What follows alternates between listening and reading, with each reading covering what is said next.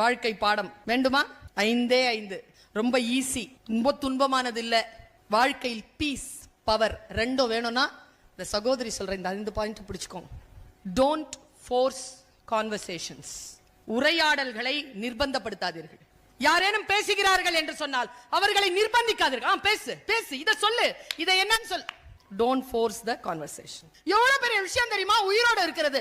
அத கொண்டாட முடியல, நகத்தை கடிச்சிக்கிட்டு அடுத்தவங்க மேல போறோம். என்ன இப்போ அவன் நல்லா தான் இருக்க போறான், உனக்கு தான் முட்டி வலிக்க போகுது.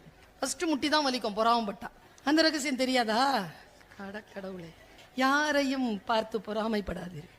ஒரு விஷயத்தை இன்றைக்கு மனதிலே எடுத்து செல்லுங்கள். உண்மையான உழைப்பு இல்லாமல் ஒருவன் வெற்றி பெற முடியாது. அதை சாதனையாக மாற்றுவதற்கு அவனுக்கு நிரம்ப நாட்கள் தேவைப்பட்டிருக்கும். நீங்கள் எல்லோரும் உங்களுடைய டைரிகளில் எழுதி வைத்துக் கொள்ளுங்கள்.